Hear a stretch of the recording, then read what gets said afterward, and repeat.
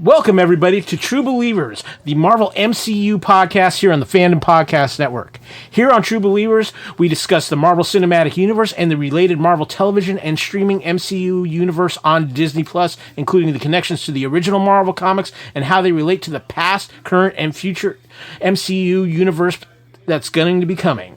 Now, as always, first and foremost, without any doubt, there are spoiler warnings. We are going to be talking about Loki Episode 4 this week, the Nexus Event, and we are going to do a deep dive into it. So if you have not seen the episode yet, and why haven't you? But take a minute, go watch the episode, come back, listen to the podcast. We're going to have a lot of interesting conversation about Loki Episode 4. Of course, I am one of your hosts, Kyle Wagner, and of course, joining me as always, my co-host and co-founder here at the Fandom Podcast Network, Mr. Kevin Reitzel. Good to be back. I was more pleased with this episode. I felt Loki's been kind of too much of a slow burn for my taste, but it's starting to pick up, and I like that.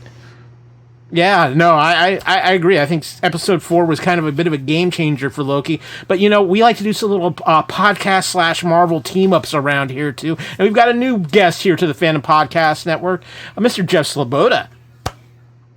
Hey, guys. Good to be here. Good to have you, man. Now, Jeff, you do your own live YouTube show, which you also put in a podcast. Can you tell us a little bit about that? Yeah, and actually, we're right around the same number of episodes that you guys are at right now. I just dropped episode 21, so we're right. You know, besides you guys, you know, in terms of that number, but haven't been in the podcasting game and content creation game as long as you guys have. Yeah, I'm a co-host of the MCU's Bleeding Edge.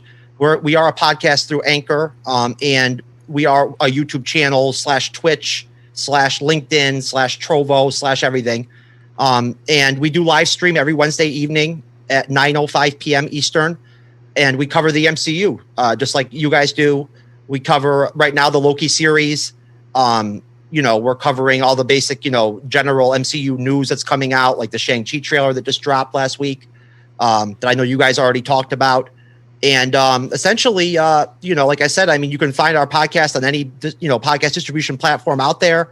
Our YouTube channel is the MCU's Bleeding Edge. And we're doing a Infinity Saga review right now, taking a little bit of a break right now for the Loki series to wrap up. Then we're going to delve back into it. And we're connecting that with Podcast of Champions, another MCU content creation group. And we're kind of, you know, bringing their guys in on our reviews, and I'm coming on their shows and stuff like that. So it's been fun. But we're pretty new. I started the MCU's Bleeding Edge last year, and I actually added co-hosts and everything and formalized the show, and we started to become consistent probably only like 2 or 3 months ago. So we're pretty new. Very cool. Now, when we were talking, you had said that we always like to ask our new guests, you know, where does your Marvel fandom come from? Where did your Marvel interest develop? I know when I talked to you a little bit, your Marvel fandom sounded like it started in the 90s. Yes, very early 90s. Then I read the comics throughout the 90s, and until I basically kind of aged out at that point. You know what I mean? Like I kind of lost a little bit of interest and stuff. You know, other things started to become more of a priority to me. But essentially, I do have the comic book background. I have a massive collection myself, and I still have it. I've got several thousands of Marvel comic books. DC Comics, Image Comics, Dark Horse Comics, across the board. And essentially, I mean, I'm a massive MCU fan. Like, I'm as like paying attention and into like the MCU as I guess you can possibly be. You know, I mean, I follow it every day. I look at the news every day. So I follow all of the like the really good MCU YouTubers out there, and I'm sure you guys probably follow some of the same ones I do.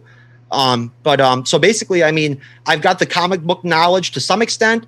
I didn't read the books in like the 80s, you know, so like, I mean, my comic book knowledge does kind of have its, you know, weak points and stuff like that. But yeah, I mean, for the MCU's Bleeding Edge, I bring the comic book perspective to the show, whereas like the rest of my co-hosts and our typical guests are more of like, you know, they're more new age MCU fans that don't have any of the comic book knowledge. You said something earlier that I thought was kind of cool. You said you were discussing the Avengers, the Affinity War stuff, I guess. And I just recently watched Infinity War and Endgame back to back, and I tell you, man, that is just fun watching right there. I was glued when I watched. I had to take a little break, of course, but I would love it if they would actually do like an Avengers Infinity Endgame supercut, put it all on one disc, or do something like that with a bunch of new features and just put it all together. I think that'd be really cool. I think that's an interesting concept. I never thought about doing it like that. I mean, I didn't watch the Snyder Cut in one shot. I broke it up into parts. Oh, I had to as well. Yeah. Yeah. I don't know how well I would do with doing Infinity War, and then right after that, dropping into an Endgame. From a standpoint of like reviewing it, I would rather do them individually, just because I already planned when we get to the point where we get to we're right now we're at the Incredible Hulk. So we've got Incredible Hulk, then we've got Iron Man 2, then we've got Thor, and then we've got the Avengers.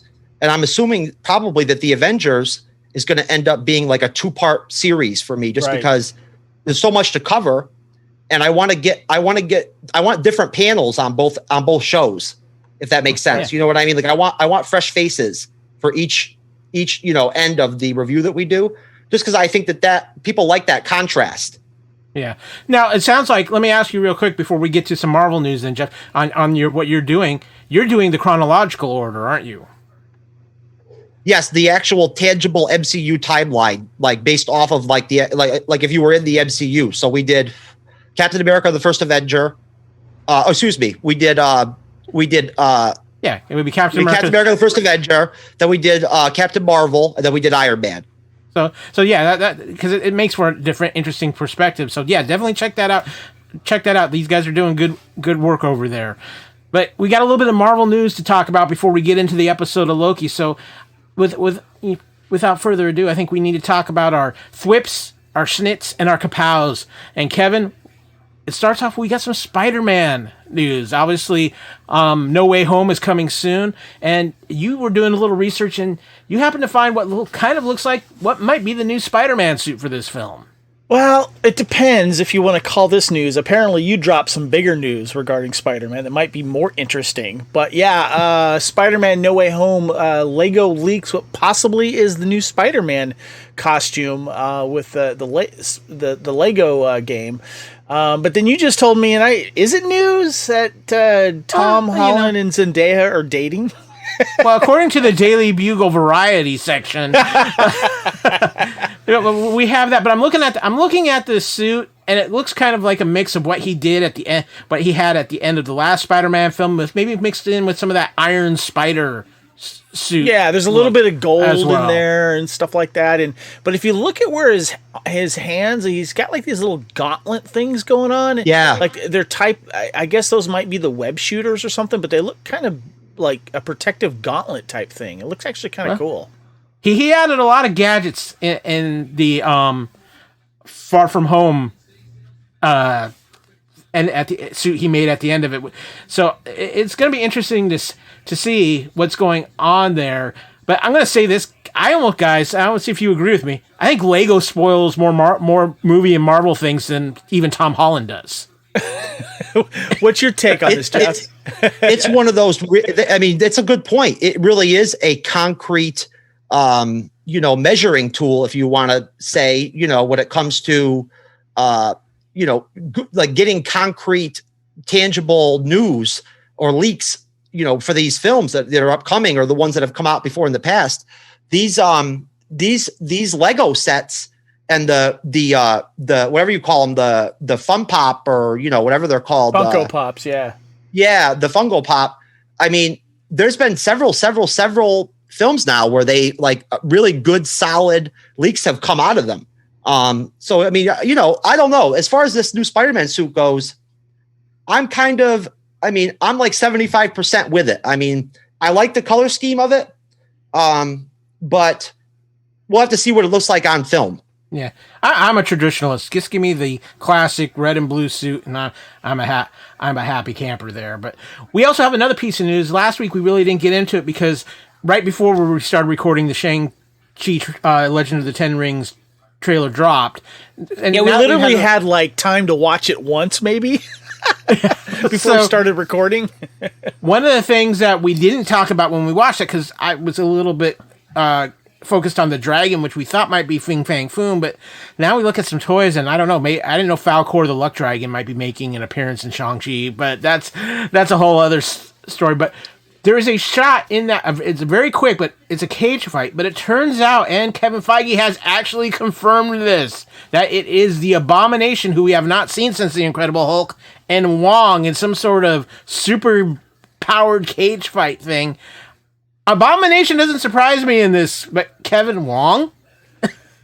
Yeah, the article says Wong versus Abomination. It kind of baffles me that Marvel would put that there when it's now clearly the bigger talking point than the rest of the trailer.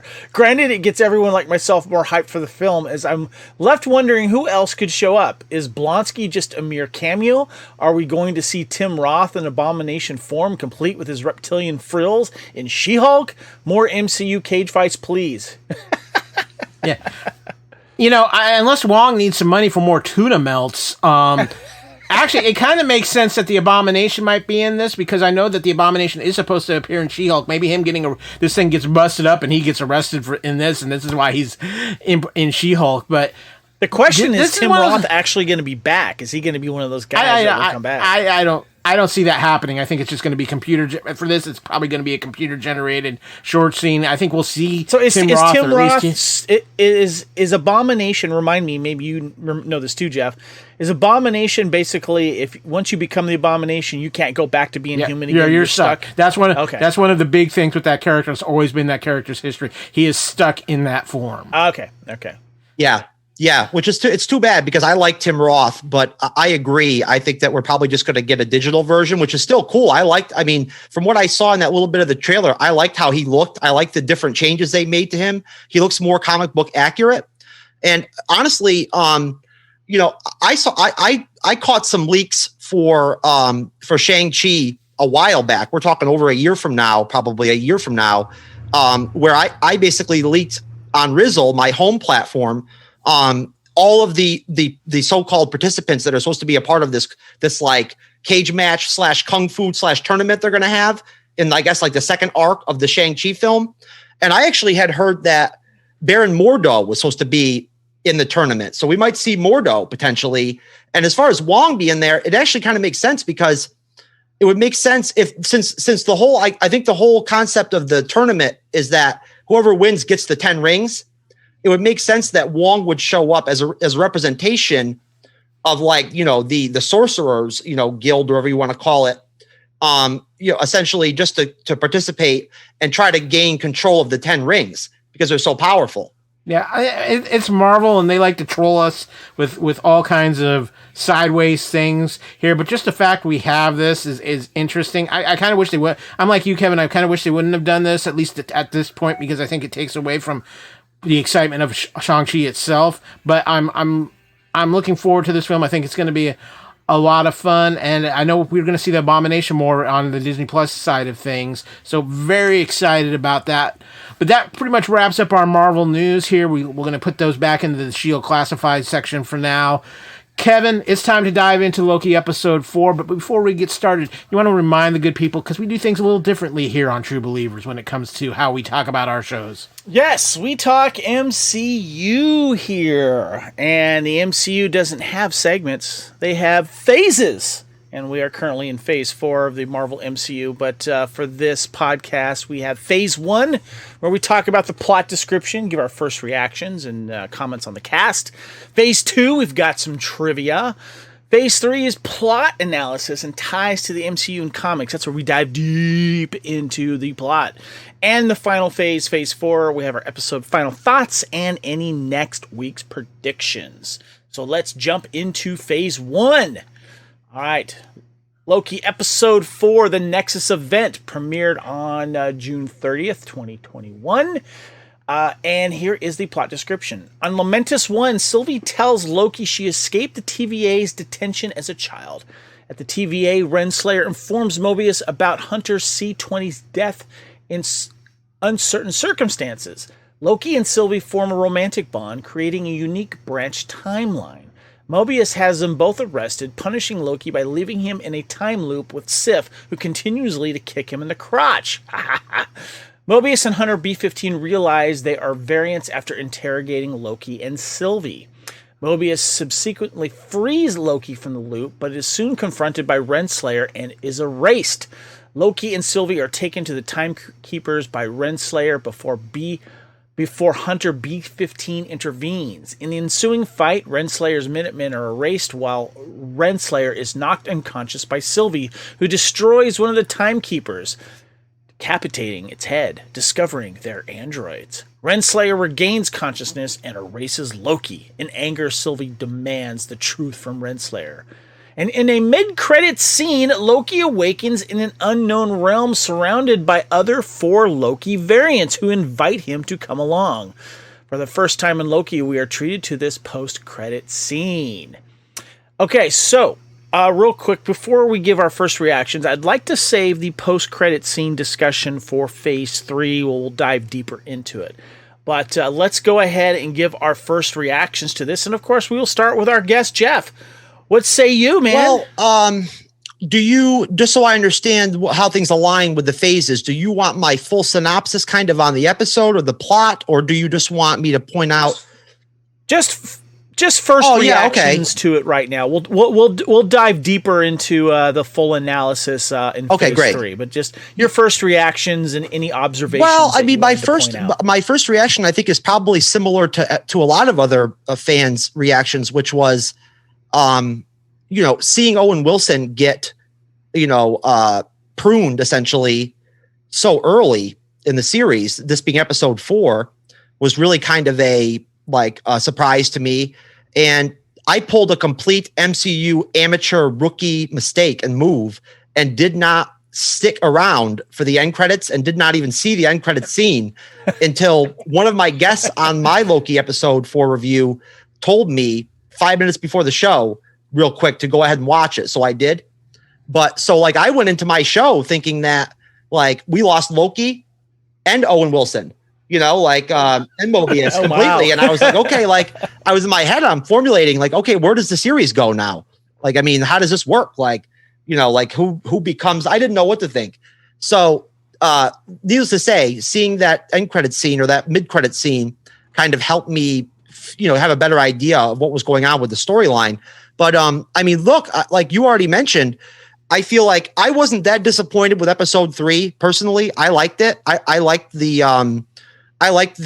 what they decided to do with it in terms of having it be a rapport building episode between Sylvie and Loki. And I think that I don't know yet. I'll have to see what other content creators have to say throughout the course of the weekend and this week.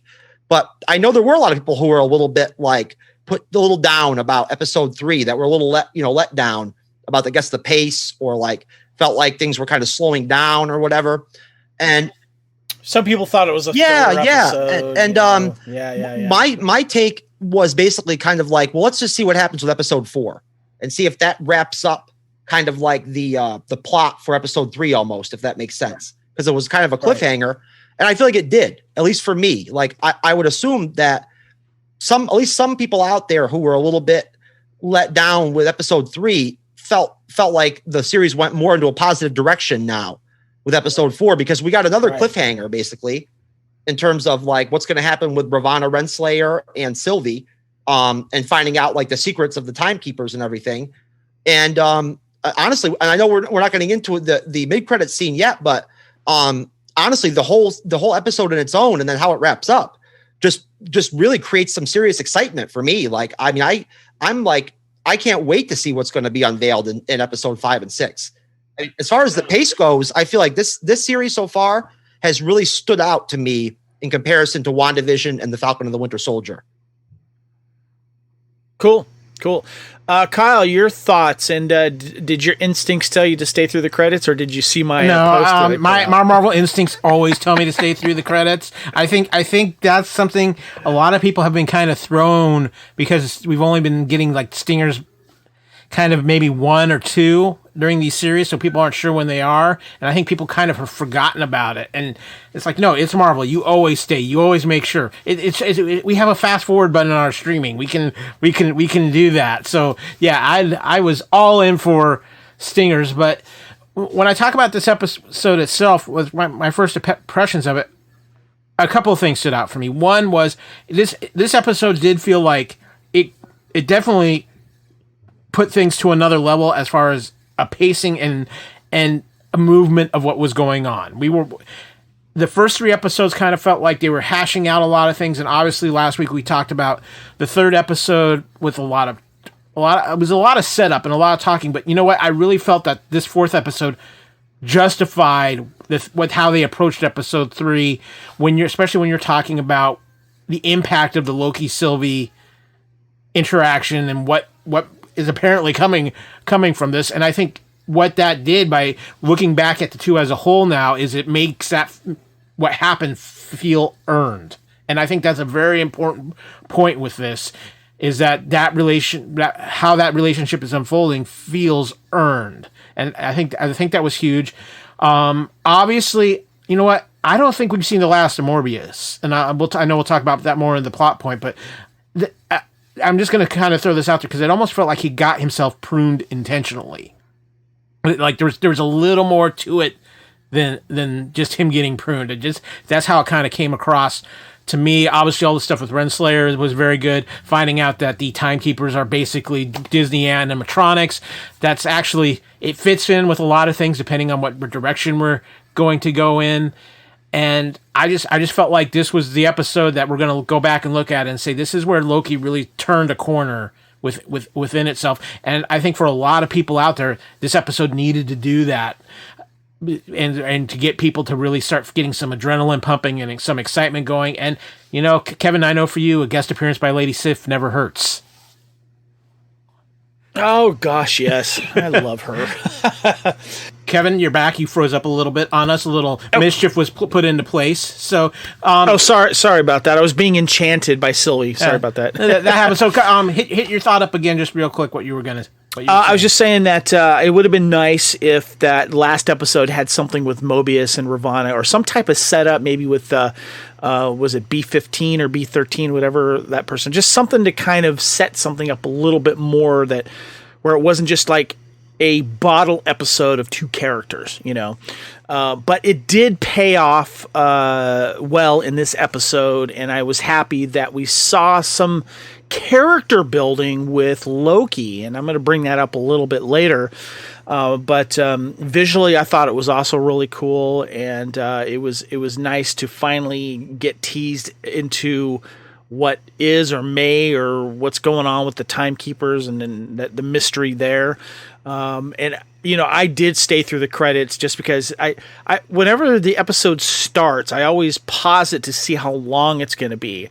And then I go, well, okay, we're going to have at least maybe 8 minutes of credits, because they're always very long, because they include all of the foreign language credits and stuff like that.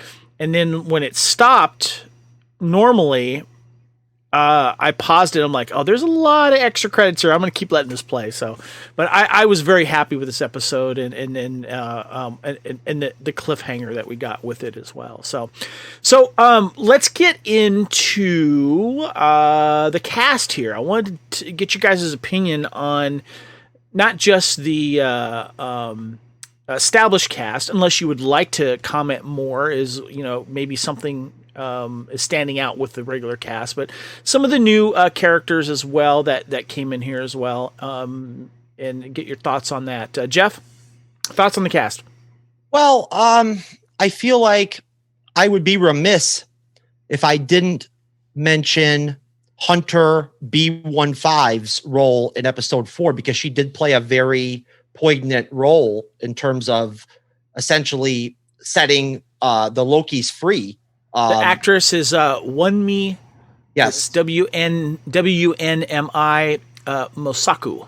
Yep, and I mean, you know, look at this. It's a small cast, That's one thing about these series when it boils to contrasting and comparing what we've had so far with these 3 Disney Plus series, which I do enjoy doing from time to time. They've all had pretty small casts. WandaVision was very, very simple. The cast was very small. Same thing with Falcon and the Winter Soldier to some extent. Same thing with Loki. So it's hard. I mean, any secondary character almost stands out in these Loki episodes just because they're so, the cast is so small basically, in terms of actually like individually being able to identify, from person to person.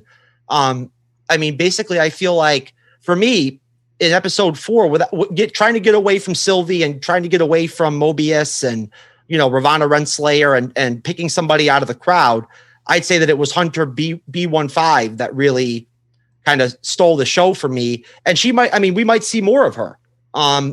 She just basically went outside the door and then took off. So, who knows what's going to end up happening with her? I think there's a lot that we need to find out still and learn this far into a series. Good point. Yeah. Well said. Kyle.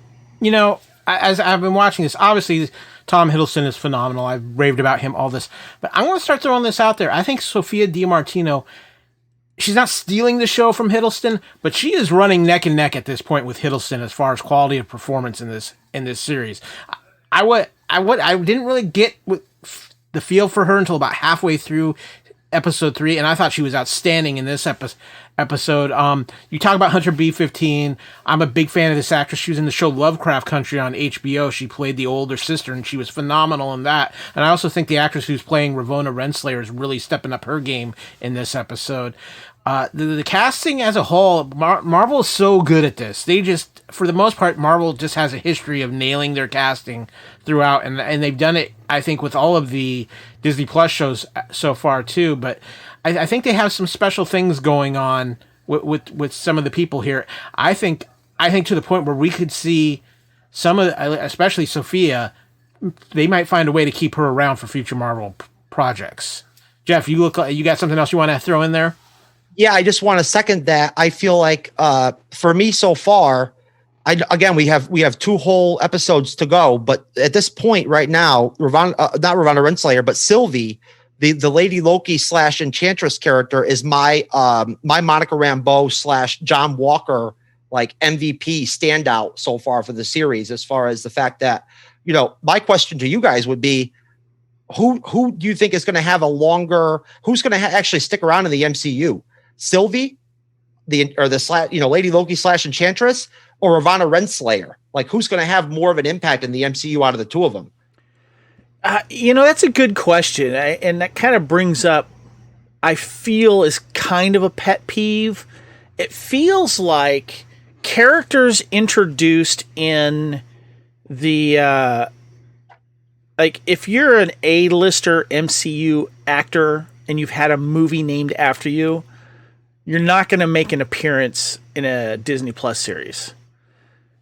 Characters introduced in the Disney Plus series might graduate and find a part in a film, but it's really tough to say if that's really going to happen, especially if they do end up killing them off, of course, in the TV series. But I would, like Monica Rambeau, obviously it looks like she's going to get a shot in the movies, but I would love to see some of these characters, especially Sophia as Sylvie. I could definitely see her stealing some great moments in upcoming MCU scenes. Kyle, what do you think? Like I said, it feels to me that what Disney Plus has done so far is both in WandaVision and in Falcon and Winter Soldier, they've elevated characters. Obviously, Scarlet Witch was elevated big time from WandaVision. I think Anthony Mackie and the Winter Soldier got elevated, but especially obviously Anthony Mackie becoming the new Captain America is a huge elevation. With this show, because there really wasn't anybody that you can't elevate Loki anymore, and they haven't introduced any other characters. So I really think what we're seeing from this is the Sylvie character, who I think, like I said, is going to play a key role going forward in the MCU in some capacity. Now, we'll get into it when we get into the plot description, but in the end scene, there's a character that's introduced who is going to tie into something that they have been very on the underside, been setting up throughout these Marvel Disney Plus shows that I've been talking about through all of them, as we have Kid Loki, who we see in the final trailer, which is yet another component of Young Avengers. So we could have a couple of quote unquote new characters coming out of this series that could be impacting the Marvel Universe, Marvel MCU, for a good time to come. Cool. Very cool. All right. God, it was good to see Lady Sif come back. Just continuously kicking Loki in the nuts. Love it. All right, let's go into phase 2. I got a little bit of trivia here for you guys. This is, of course, the first episode of Loki, which features a post-credit scene. First appearance of Lady Sif in the MCU since the Agents of S.H.I.E.L.D. episode, Who You Really Are. The scene where Sif and Loki interact is based on the Norse legend where Loki cuts off her hair. In the legends, this eventually puts Thor on a quest that leads to the creation of Mjolnir. This one I came up with myself because I thought it was interesting. Casey Fleming guest stars as young Sylvie, who also starred as young Rey in Star Wars Force Awakens and as Judith Grimes in The Walking Dead. So what we're saying is that I think she's not even 15 yet, and she's already hit the massive fandom trifecta. I know, right? Yep, definitely. All right, we're going to take a quick break from our True Believers Marvel MCU discussion and let you know what other great podcasts are here on the Fandom Podcast Network. Thank you for listening. We hope you're enjoying this podcast. We'd like to continue to feed your ears by inviting you to listen to these other great shows on the Fandom Podcast Network. It starts with our flagship show, Culture Clash, discussing the latest in entertainment pop culture. Bloody Kings, Immortals Take Notice, our show covering the entire Highlander universe. Couch Potato Theaters, where we celebrate our favorite movies. Time Warp, the Fandom Flashback podcast discussing a year in movies and our favorite retro movie and TV pop culture topics. Good Evening, discussing all things Alfred Hitchcock. Union Federation, our Star Trek and Orville show. Hair Metal, the 80s and early 90s rock metal podcast. Type 40, our show covering the time-traveling Doctor Who universe with host Dan Hadley. Lethal Mullet, an 80s and 90s action film podcast with host Adam P. O'Brien. Also check out the Lethal Mullet Network for more great podcasts. What a Piece of Junk, a Star Wars podcast with hosts Scott, Derek, and Nathan.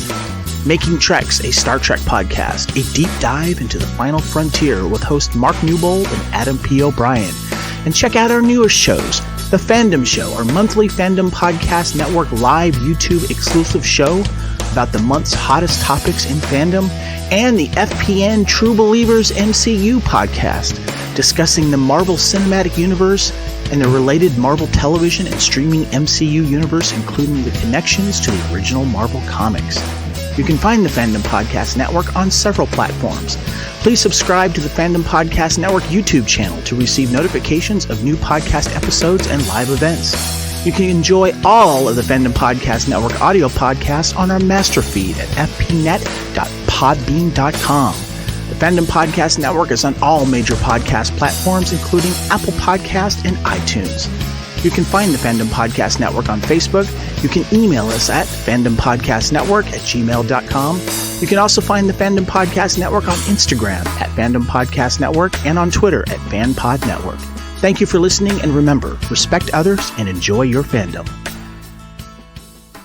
All right, welcome back to True Believers Marvel MCU Podcast, episode 20, talking Loki episode 4, the Nexus Event. All right, let's dive deep into phase 3, guys. Plot analysis and ties to the MCU. We'll talk about the mid-credit scene in a little bit, but I wanted to pose a couple of questions, and then you guys can feel free to add anything else, because this is this phase for it. I want to ask you guys this. I'm going to start with you, Jeff. In this episode, Loki, as we know it, as we know him, his demeanor and his ideals are going to are they going to change going forward? That's the question, because of what happened in this episode. He admits his narcissism to Lady Sif, and he seems to have genuine feelings for Sylvie and Mobius. Do you see a different Loki evolving from this that we have never seen? And what do you think that is, Jeff? No, I don't. I mean, realistically, it's hard to keep track, but you have to figure that we're so far in these 4 episodes, we're talking about maybe like 3 days of like actual real time going by, or 4 days or something like that. Something like that. Yeah. Yeah. So very similar to the other series that have come out. And, I feel like that's not long enough even for like Loki to develop, the kind of arc, for instance, that he went on with like, Ragnarok and Infinity War and everything that really built up over time.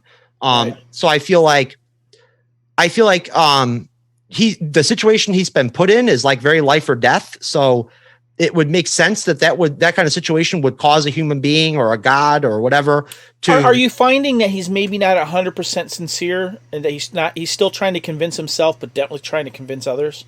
I think we all know that Loki's, base characteristics lie in mischief and chaos, like they said in the episode, like Owen Wilson said, like Mobius said.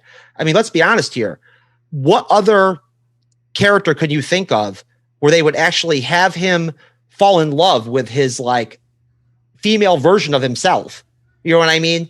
And have it pull it off and have it look real and like make sense and everything. With Loki, it makes sense because like, honestly, at the point where he was talking to Sylvie and then he got cut off before he could finish what he was going to say to her towards the end of the episode, he was going to say to her, like, I fancy you, or whatever, in whatever way Loki would say it. That's what he was going to say. And it is what it is. Like with Loki, if you know Loki from the comic books, it makes sense in a way that he would fall in love and find a romantic connection with Lady Loki.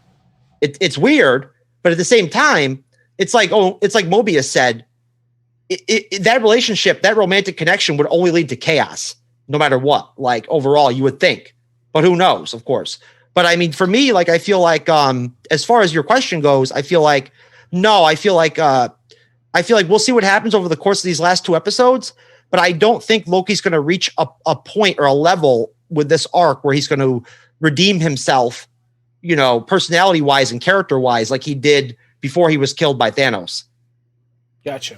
What about you, Kyle? What do you think? Do you think we're going to see his demeanor change into someone a little more sympathetic towards other people and their feelings and his actions towards them? No, because I think the core of Loki being the god of mischief and lies and all that stuff, and truthfully, Loki's own ego is never going to fully allow for him to completely change the sympathetic. Now, granted, we saw going back to Infinity War, where he does sacrifice himself to save Thor, but he had to go against. He fought his own. Hold on.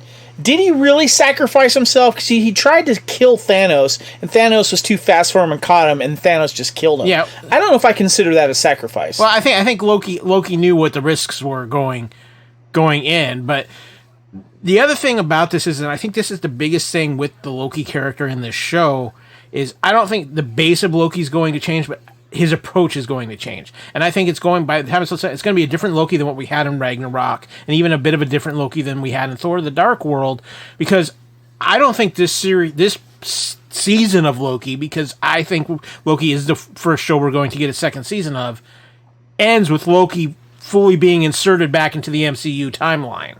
I think there's something here that's going to happen where Loki's going to be in this kind of nebulous situation. And I think it's something that season 2 is going to be, how do we get Loki back into the MCU timeline? And okay. So, all right. So I think we're going to, I don't necessarily see that we see a sympathetic Loki. I think we see a Loki, if something happens that's going to feel some kind of loss during this before these last couple of episodes. But you know what? It also ties into what exactly is going to happen with this end credit sequence that we got, and how much significance is that going to play on influencing Loki the rest of the way? Because I think it's going to have a big influence, and I think this is Marvel's playing a game here with trying to figure out exactly how they're going to get Loki back into the MCU so Hiddleston can continue to be part of it, which he said very much he wants to be.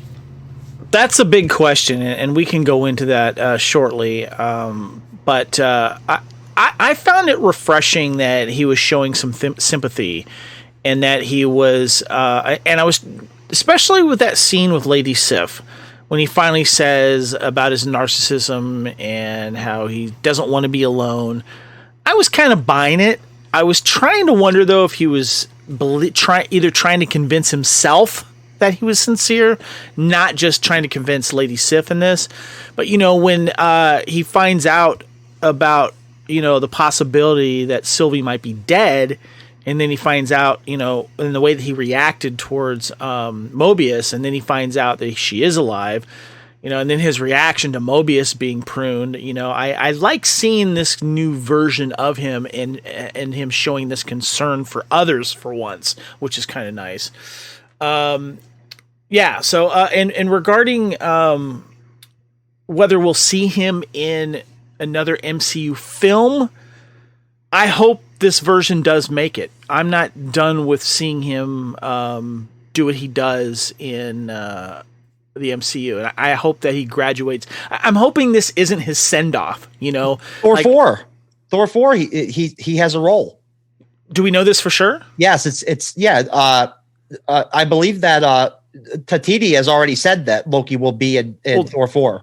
That's great. The question there is, though, is it going to be in real time? Is it going to be a flashback? Something like that, Right. So well, that's right, because they had I forgot, they had Matt Damon come and play like the fake version of him, and definitely. Okay.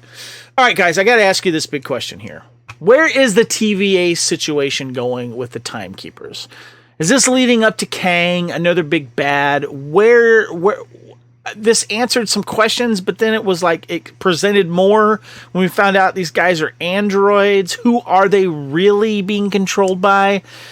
And what's interesting about what the Marvel MCU does is they take all this stuff from the comics, and in the comics, so much stuff happens to certain characters, or pretty much all characters. So many different things happen to them that MCU will kind of pick and choose what parts of it they'll do, so it keeps us guessing, And so, Kyle, what are they doing with the TVA here?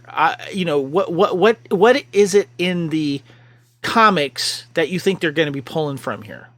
At this point, I think you cannot predict Loki based off the comics anymore, because there is so much they're doing with Loki that is its own original stuff with the MCU. Yes, there's a few things tied here and there to the comics.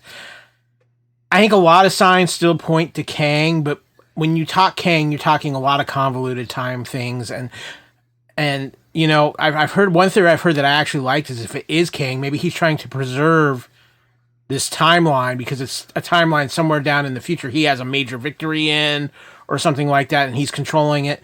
But at this point with the TVA, I've got to think that everything they've said you can't take with a grain of salt.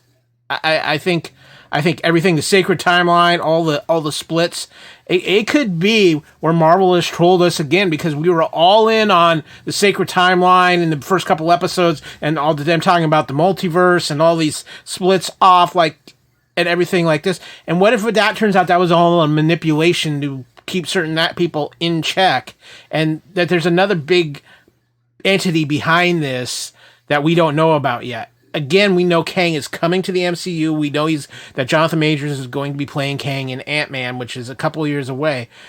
I still think this movie is going to heavily influence both what's going to happen in Doctor Strange and in Ant-Man, but I'm thinking it's going to be in a way that isn't so clear-cut yet, that we truly don't have the answer to. And I think the TVA and what's going on there, because obviously the revolt is coming. We know the Timekeepers are all fake now. So the big question is at this point for the TVA is who has been pulling the strings. And the roads lead to Kang, but we thought a lot of roads led to a lot of places in WandaVision too. So at this point, I don't think we have a full clear scope of that picture yet.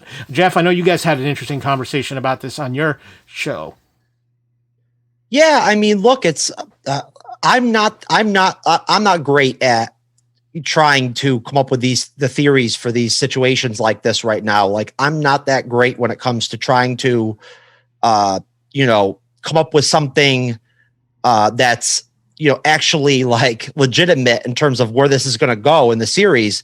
I feel like if you want to cut into the comic books, then it would make sense that Kang would be a part of this. Like if you want to go by the comic books, then Kang would fill a spot here, because let's be honest here.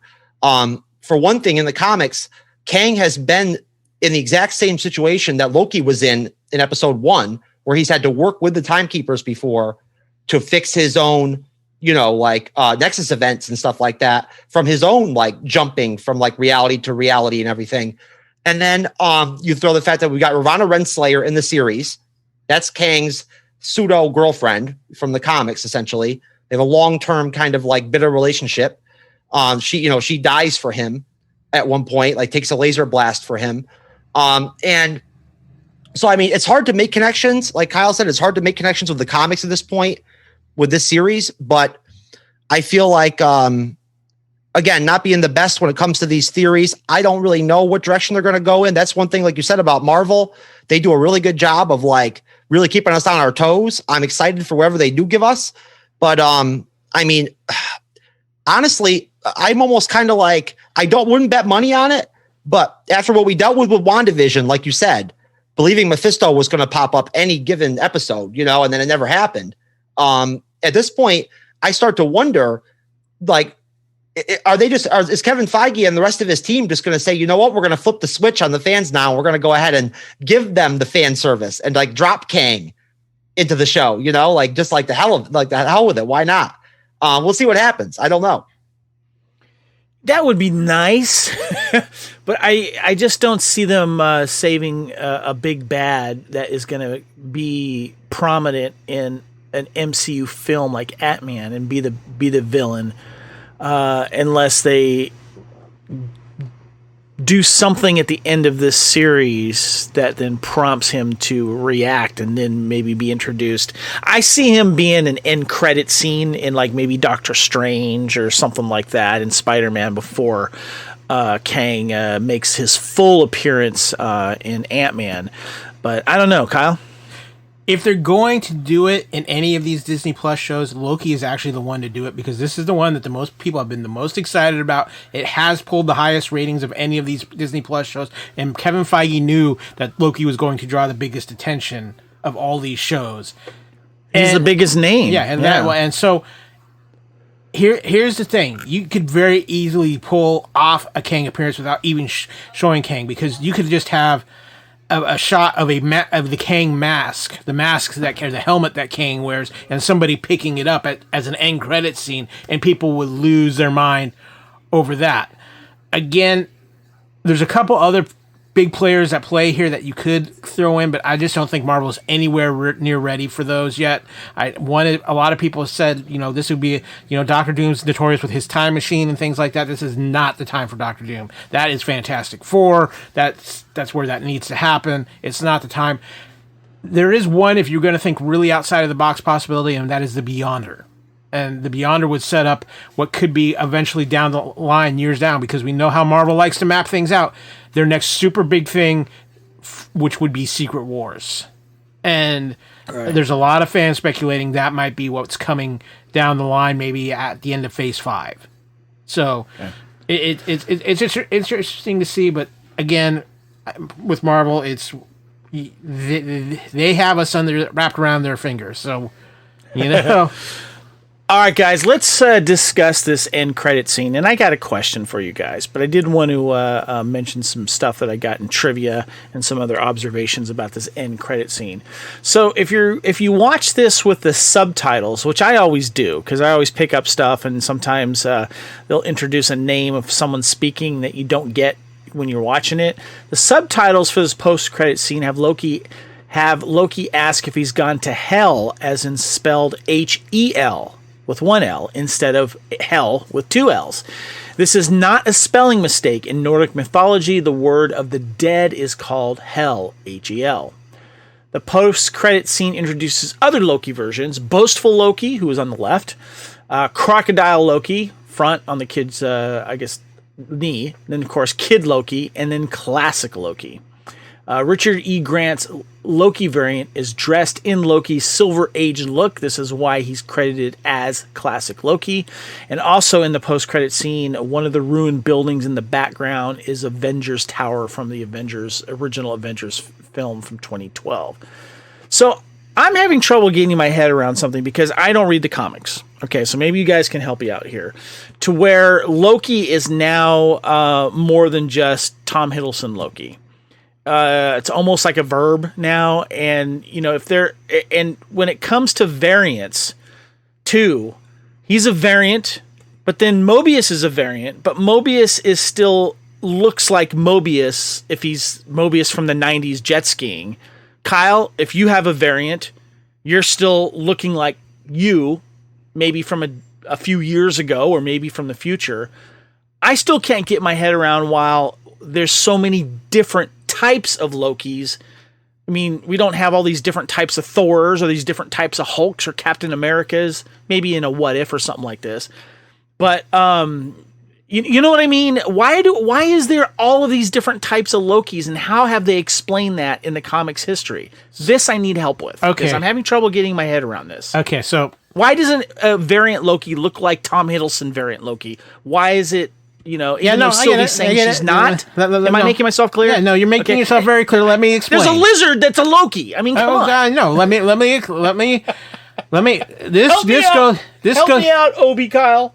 This goes into what we're going to be dealing with when we start talking the multiverse, because the idea of the multiverse in Marvel and in DC, because it's been something that's been used heavily, I think more heavily really in DC than it has in Marvel, but the MCU is about to dive into the multiverse big time, and it's obviously we have Doctor Strange with the title Multiverse of Madness. Is this why we have the different Spider-Mans? Does that make... Spider-Verse. The Spider-Verse is probably the thing that you're most familiar with of why we have different versions of, because you have different realities, different Earths from different realities. Okay. In the MCU, you have... It's now called Earth Prime, but for most longtime Marvel fans, it was called Earth 616, and it was always considered the Prime Marvel Universe. This is the one that we got our focus on. But there were alternate Marvel universes, and here's the key to another Marvel series that is coming in August, Kevin.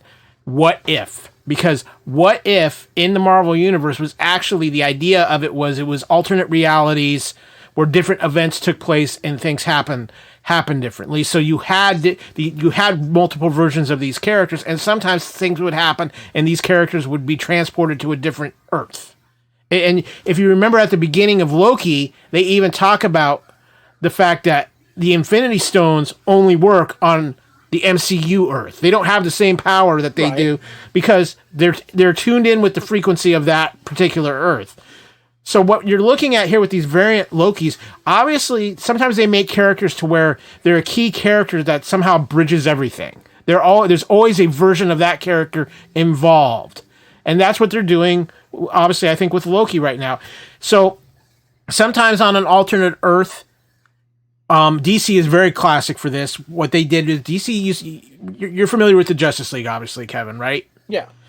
DC had another group of heroes which were classic heroes during World War II called the Justice Society of America.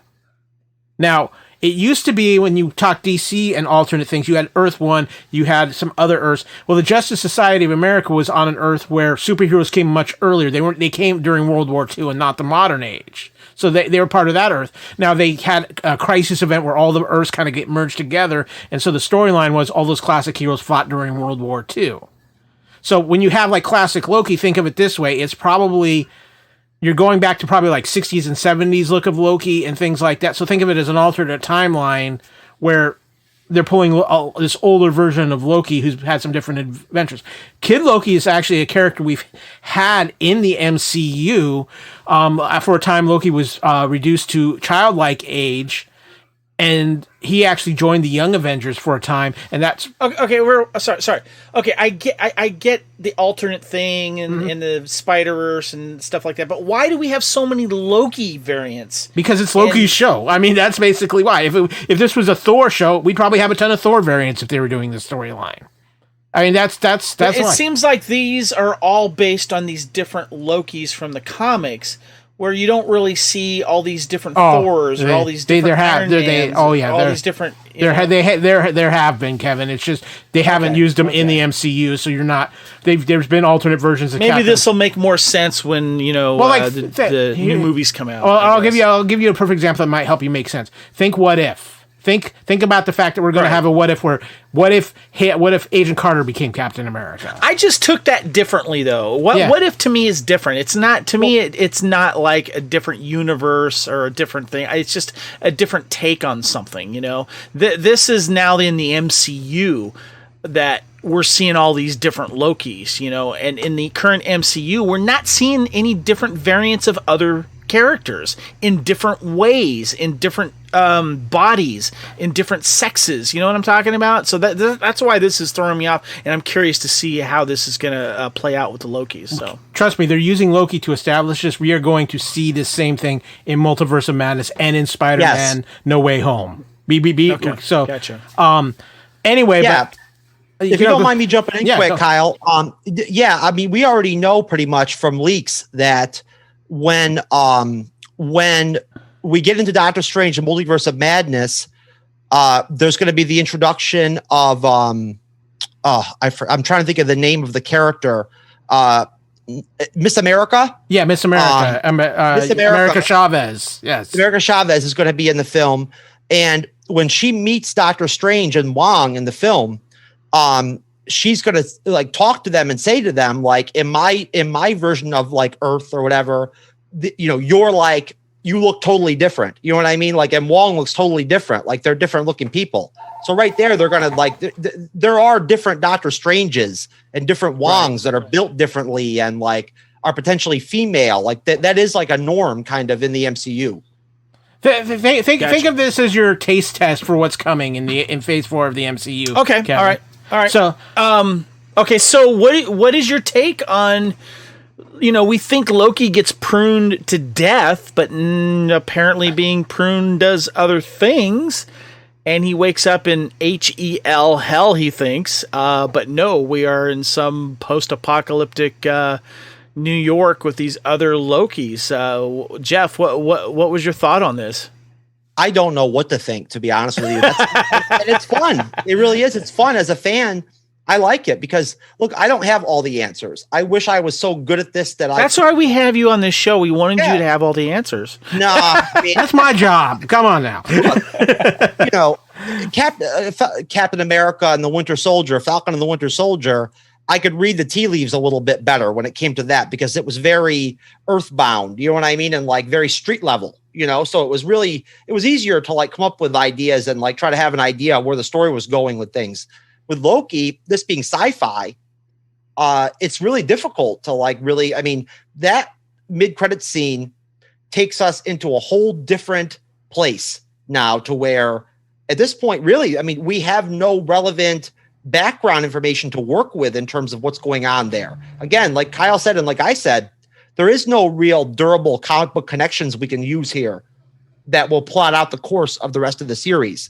They're kind of, doing their own thing here, which I think they have to do from a cinematic standpoint. But I mean, really, I'll be honest with you. I mean, I have to be honest. I'm not sure where things are going to go, and it's exciting. So let me ask you then a follow-up from what you know of the comics and such, because that's what we're discussing in this phase and ties to it. Is there anything in the comics that you know of that they might have been pulling inspiration from to put Loki in this TV series in this situation with these alternate variants? No, because I think that when it boils down to it, there is a real separation. And this is something where I am an old school Marvel fan, but I rub sometimes with other old school Marvel fans in terms of the fact that I grasp that Kevin Feige and like his team and all the different people they've brought in to direct and choreograph and film and, cast all these films, and hats off to Sarah, I believe it's Sarah Quinn that is like the genius, that casts all these series and all these films basically. Essentially, I feel like there's no way for them to make the MCU work from a cinematic standpoint just from the comic lore. It just wouldn't work. So at that point, I feel like, yeah, sure. I mean, there is a background and something to work with in terms of Kid Loki, like the classic version of Loki. So like there is some connections there, which they always have with the MCU properties. They always find the connections. But as far as where episode 5 and episode 6 are going to go, at least maybe Kyle has a different point of view than I do. He may, but for me, I don't know of any event that happened in Marvel history that ties to this where I could say like, okay, well, based off this, so-and-so is going to happen in episode 5 and 6.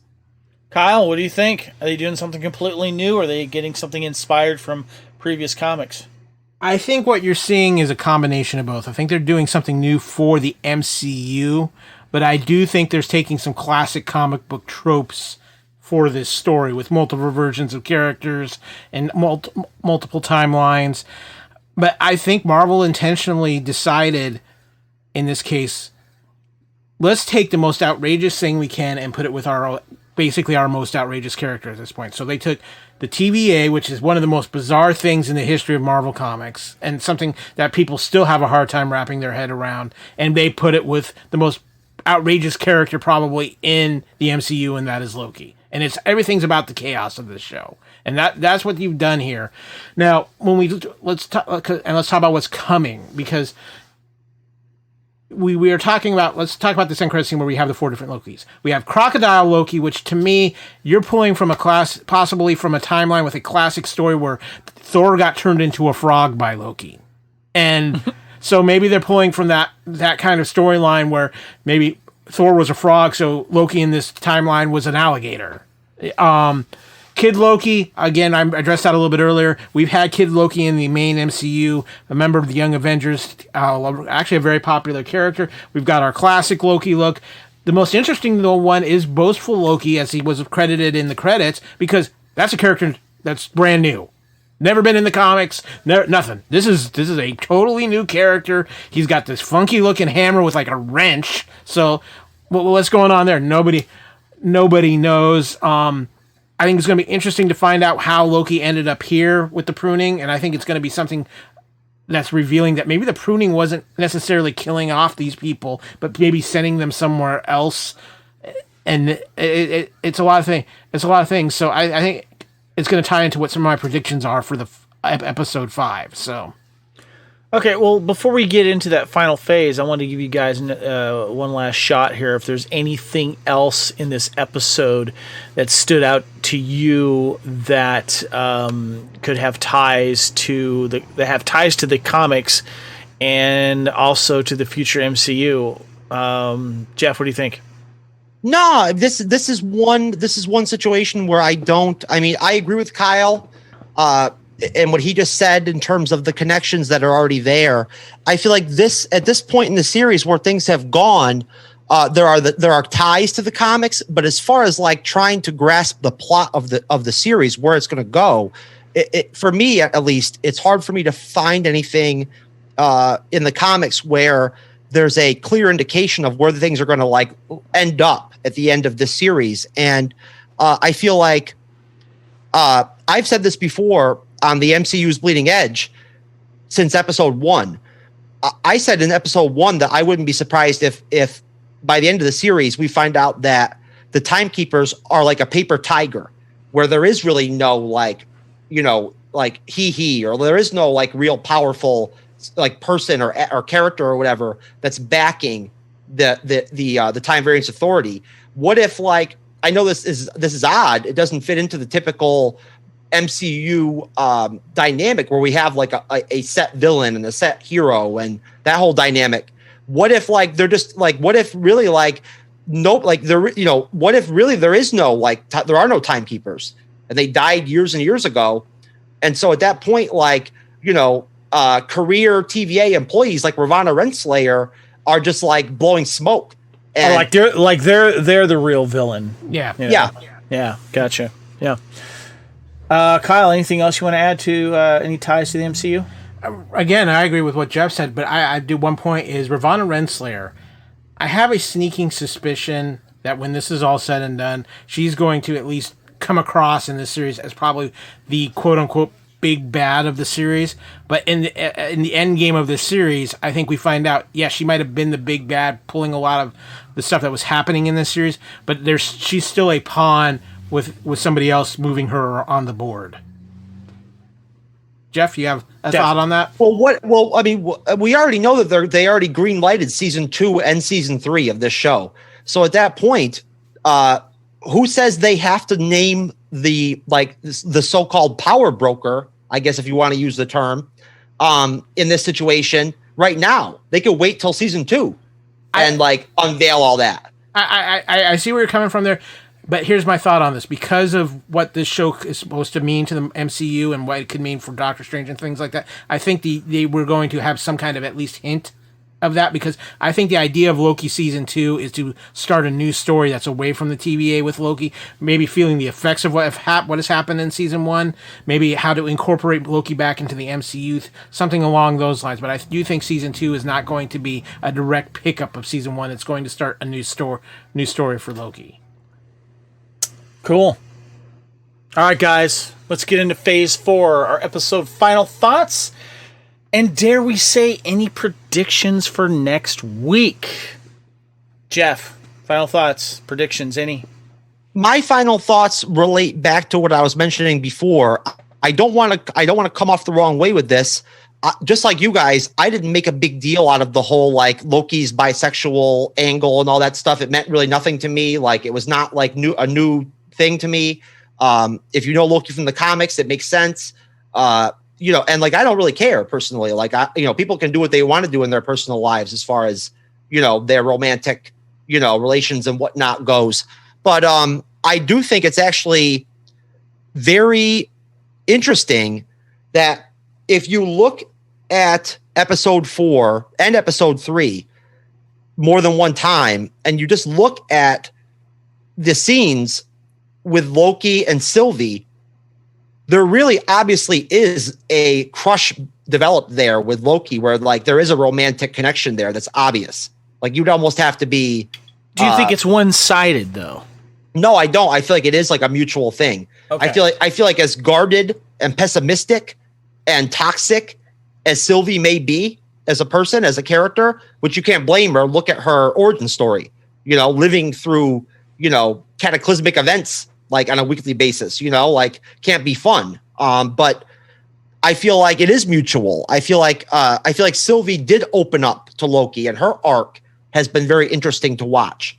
And I feel like, without question, it almost makes sense if you know Loki, that of all the people in the world he would find a romantic connection with, it's his female version of himself from a different reality. Only Loki would have a romantic connection with that person. And, how much they're going to emphasize that over the course of the rest of the series, I don't know. It does get a little weird. It does. But it feels organic to me. It does. It feels natural for Loki. And I mean, I don't know what, Kyle, I don't know what you think, but it makes sense to me. Yeah. Kyle? What I see happening here is, and I agree with what a lot of Jeff said, it's Loki would fall in love with Loki. I mean, that's it's ego, it's things like that. But I think what we got in this episode was, again, I really feel like this is the episode we're going to go look back on and say, okay, yeah, they kind of, instead of moving in slow motion, they've kind of pushed it, and we're up to full speed now on Loki, and things are going to start happening. And I'm going to predict it now for episode 5. Revelations, and what we thought we knew, we really didn't know, because I think the whole show could be turned on its head by the end of episode 5.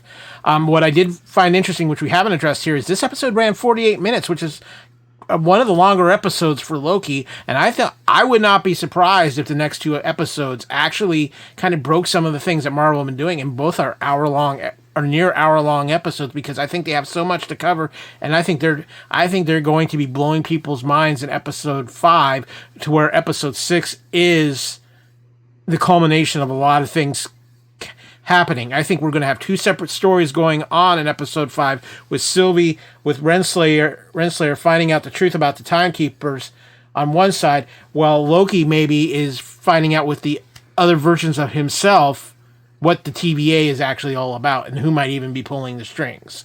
So they're I think episode 5 is just going to be one you're going to have to watch 2 or 3 times to catch everything that's going to be revealed in it. I found this episode highly rewatchable. I watched it 2 times, almost finished it for a 3rd time, and I was noticing different things about it. And when you were talking about seeing maybe a little bit longer episodes, as much as I would like that, I don't know if we'll get anything more than an hour. I think they'll probably give us a decent amount of what they expect to show us in under an hour for each of these episodes. It would be nice to see something extended. And as for predictions, gosh, I have no idea.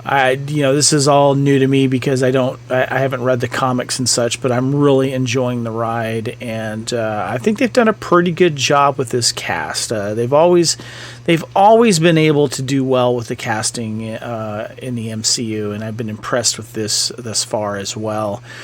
And I guess the big question I'm going to have going into this is, where is this going to leave Loki's legacy going forward after this series? You had mentioned, Jeff, that I know the rumors were that they were going to start production of season 2 in January, but I didn't hear anything about a season 3 of season 3 of this. But I hope so. I want to see more of Loki. So they have definitely confirmed that they green lighted 2 and 3.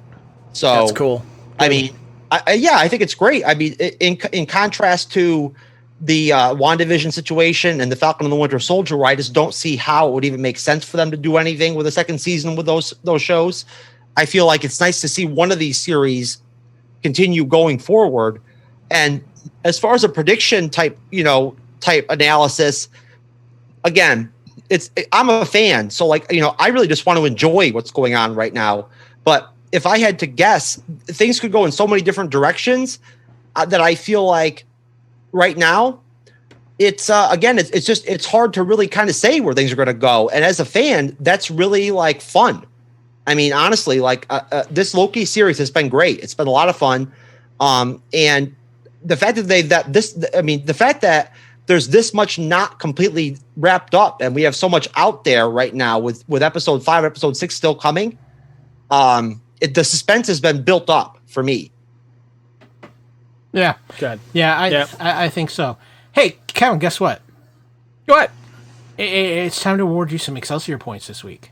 Ooh, yeah. All right. Now, Jeff, cool. If you're not familiar with this, we've been giving Kevin an education of Marvel Comics throughout this series because Kevin is very knowledgeable about the MCU, but never was big on the Marvel Comics. So what I do at the end of each episode is award Kevin some Excelsior points depending on how much knowledge he brings to the podcast and what things he does. And then he can cash in those Excelsior points, or we use those Excelsior points to award him gifts from the MCU. Some of the things he's gotten in the past include he's gotten some Spider-Man web fluid cartridges. He got a malfunctioning Doombot. He got Lola out of gas from Agents of S.H.I.E.L.D. Kevin, I'm doing this in honor of Loki. With your Excelsior points this week, we are awarding you the Reindeer Games helmet. I'll take it. All right, Kyle, take us out, man. Of course. Thank everybody for listening. Thank our guest, Jeff, for joining us. We're going to tell you real quick where you can find the Fandom Podcast Network. Of course, you can find it on our master feed at fpnet.podbean.com. Of course, we have our wonderful Facebook group for True Believers held up by Dave Fielding. We know he's a variant of some kind. We just haven't figured it out yet. Of course, too, you can support the Fandom Podcast Network in a couple of different ways. You can visit our TeePublic store, tpublic.com, search for the Fandom Podcast Network. You'll find all the gear there. In fact, they've got a ton of summer sales going on, so check those out. Kevin is holding his Tesseract, which means we also get random reviews from alternate universes, but we especially love it when they're on Apple Podcasts / iTunes reviews, because as always, we love those 5-star reviews, but any input helps, because as we strive to make better podcasts to feed your ears at the Fandom Podcast Network. Of course, I'm Kyle. You can find me on social media on Twitter at AKyleW or on Instagram at AKyleFandom. Kevin, where can we find you on social media? You can find me on Twitter and Instagram at Spartan_Phoenix, and of course on the True Believers Facebook group. And Jeff, it's been an absolute pleasure having you here. Where can people find the MCU Bleeding Edge, and where can they look you guys up to ask all the good MCU questions and follow you on some social media? Well, the website is the MCU's bleedingedge.org, all lowercase, and essentially, we're the MCU's Bleeding Edge on all the social media platforms: Twitter, Facebook, Instagram. Just look for the MCU's Bleeding Edge. Whatever way you want to spell it, you'll find your way to me. Great, and I know thanks for coming on, Jeff. It's been nothing but fun, guys. I've enjoyed it. Yeah, they've got a phenomenal YouTube show going on, so definitely go check that out. Hop in their live chats and tell them the fan guys at True Believers sent you, because they know what they're talking about over there. So and they have a lot of fun, if not an occasional audio problem though. I don't even want to talk about it. I was hoping you wouldn't bring it up. That's okay. We know it happens to all of us in the podcasting world. If it doesn't, then you haven't broken your cherry yet. But as always around here, thank you all for listening. We got 2 episodes of Loki left. It's going to get exciting. It's going to get weird. It's going to get strange. And I'm not talking about Doctor Strange. So until next time, as always, we like to close out our True Believers saying we will see you next time. And until then, make ours Marvel.